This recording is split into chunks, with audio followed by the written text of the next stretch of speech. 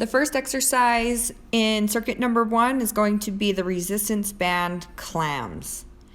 So what you're going to do is take your glute band. I use the medium one. You can choose which one you want to use, but basically you want to take the band and put it about 2 or 3 inches above your knees. Then you're going to bend your knees to about a 90-degree angle. And if you notice, I'm slowly lifting up till my foot is flat on the other foot. Then you want to pause at the top and then go down nice and slow. So I showed it from this angle too. So you guys can see that from the tip of my elbow down to my pelvis, I'm completely straight. And you see how I placed my hand over my stomach there? It's to make sure that my whole upper body is completely straight with a neutral spine. So go ahead and do 15 on each side, nice and slow, and then move on to exercise number 2.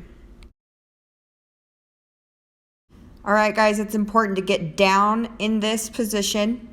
So you have a slight bend in the knees. That way you're working more of the glute. So if you notice, I'm just taking really wide steps and then stepping in just to release a little bit of tension at a time. Next, exercise number 3 is going to be the glute kickbacks. So make sure you really engage your core on this one, squeeze it tight. Make sure you're not raising your leg too high that you break your neutral spine. Once you get your leg straight, make sure you really squeeze that glute and pause at the top of the movement. If you notice, I have the ankle straps on instead of the handles. So your next exercise is going to be jump squats. You don't necessarily have to keep changing the handles in and out for all 3 sets. You can just hold on to the ankle strap handles.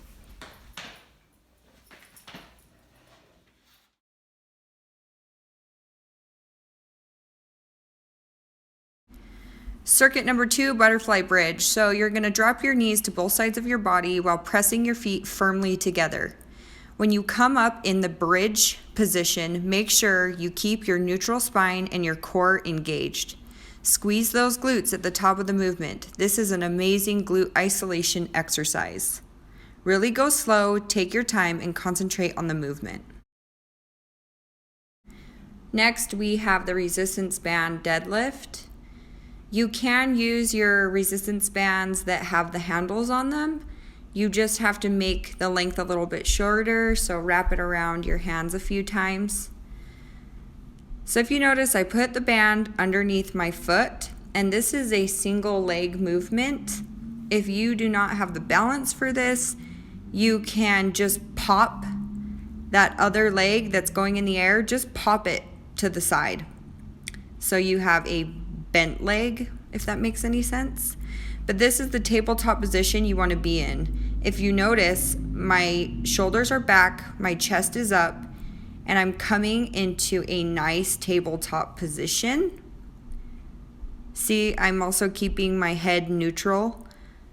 Sometimes you'll see other people doing this exercise as if they're looking in a mirror and their neck is completely bent, and it puts a lot of tension on the traps and can cause some minor neck pain.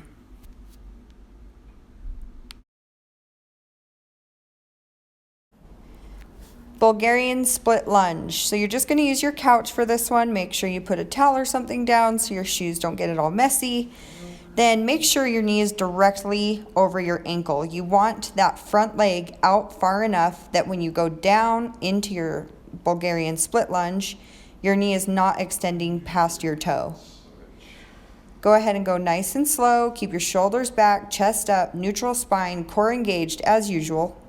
You'll hear me say this a million times throughout the program. You can add dumbbells to your sides to make this exercise a little bit more difficult, but it's already unilateral, so it is pretty difficult because we're only using one leg.